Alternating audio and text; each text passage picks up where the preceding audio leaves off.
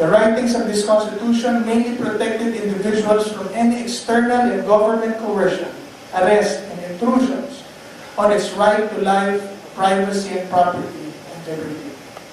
It created a society where Filipinos can enjoy the benefits of freedom and prosper in their own land.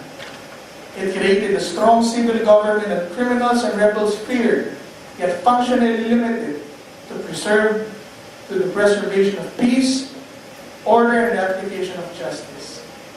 Compared to what we have now, the 1899 Constitution had very little to do with people's money and the utilization, collection, redistribution of people's wealth. For this is no longer the society our heroes fought for. Our leaders have created a government that has stepped out of its limits. Enslaving its own masters, it was created to serve.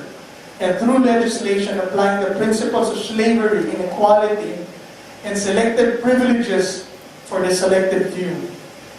The liberties that Rizal, Bonifacio, Mabini, and Aguinaldo dreamed of and died for are no longer the liberties the young enjoy. Our society has recreated the very government our heroes fought. Only this time should Filipino masters called politicians. The government was created to protect its liberties, has become a government that intruded all liberties through law and coercion. This is no longer the society our young heroes fought for. When the legislative body was created in 1899, it stated that any member of the assembly that agreed to receive pension, salary, or any monetary compensation from government is deemed resigned, thus reflecting the desires of our heroes to protect society from centralized power and control by separating the functions of the appropriator and the implementer. Today, legislators really appropriate money for their own members, an amount that only the top business executives from the world, all over the world, can never dream of. Taking money from their masters, they turn into slaves through excessive taxes and policies, and perpetuating themselves to power almost beyond scrutiny through lump sum appropriation called pork barrel funds. This is no longer the society our heroes fought for. Politicians redistribute wealth and exploit poverty by sustaining poverty through discretionary donors, treating the poor like dogs and pets by putting them under control with money. This is no longer the society our young heroes fought for. It is for this reason that the petitioners question the constitutionality of the lump sum appropriations or pork barrel funds, PIDA, and discretionary spending by politicians without going through the stringent process of Congress scrutiny and line item budgeting. The 1899 Constitution provided that all government incomes, debts, collections should be part of government appropriation, therefore, under scrutiny of Congress, and should never be assigned to the discretion of one man and one office, not even if he's a saint. Today, the Presidential Social Fund, Malampaya Fund, and the likes are called special purpose funds, and off-budget collections no longer considered as government taxes. But this fund goes directly under the control of the Office of the President, clear from congressional scrutiny, by passing the process of appropriation as discretionary funds for pork barrels of the President. This is no longer the society our heroes fought for. Court history clearly proves that pork barrel appropriation cannot functionally be applied and remain constitutional both at the same time. To restore these constitutional principles, the liberties our young heroes fought for, thus we come to the court for relief. This is the background why we filed and fought for the conversion of all pork barrel funds to capital for businessmen, and tuition vouchers and medical vouchers for the needy. They don't have to pass through legislative offices. Money is better spent and held by people than government. I'm tasked to talk about the petition that we filed. I will begin the 2013 petition as a petition to declare the pork barrel system unconstitutional. Deuteronomy 25 verse 4 and 1 Timothy 5:18 says, "Do not muzzle an ox while it is treading out the grain, and 1 Timothy says, "For the scripture said, Thou shalt not muzzle the ox that treadeth out the corn, and the laborer is worthy of his reward."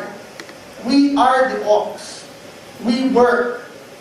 And the Bible clearly tells us and gives guidance that he who works must be rewarded by his due pay.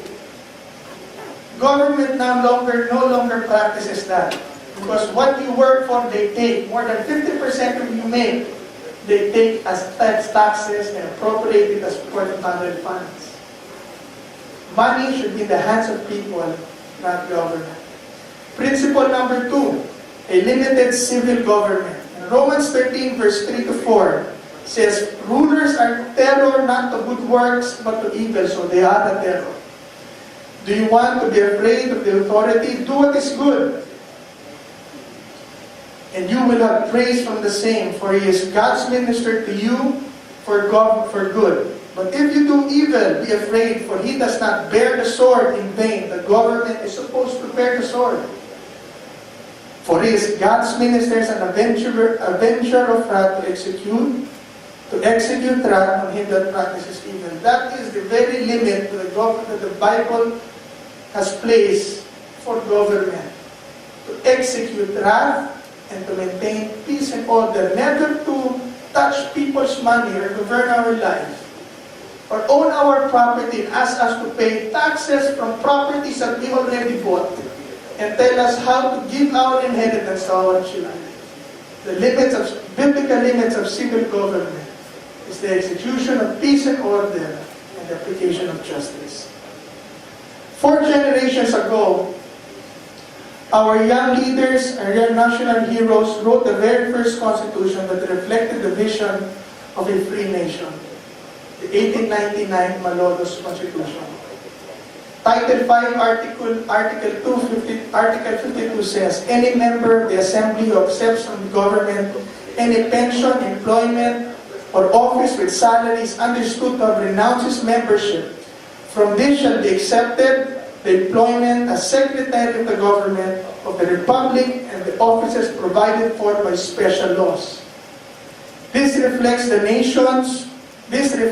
nation, our young heroes envision, with a government that protected society from centralized power and control of resources by separating the functions of the appropriator and the implementer, thus expressing our heroes' design to honor God through His Word and reap the benefits of liberty directly expressed in the Constitution they have written.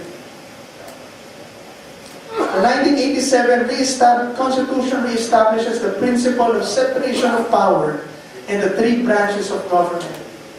Section 1, Article 6, 7, and 8 of the 1987 Constitution says that the legislative department shall have the power vested in the legislative power shall be vested on Congress. The executive department shall be vested with executive powers, and the judicial department shall be vested by judicial power in the Supreme Court. Since we have filed a petition to the Supreme Court, I'd like to look at the provisions for the Supreme Court a little longer. Article 7, Section 1, Judicial Department says the judicial power shall be vested in one Supreme Court and in such lower courts as may be established by law. Judicial power includes the duty of the Court of Justice to settle actual controversies involving rights which are legally demandable and enforceable, and to determine whether or not there has been a grave abuse of discretion amounting to lack or excess of jurisdiction on the part of any branch of instrumentality of the government. That's why, with the seeming collusion of the legislative and the executive department on their decision how to spend tax money, we go to the court for it.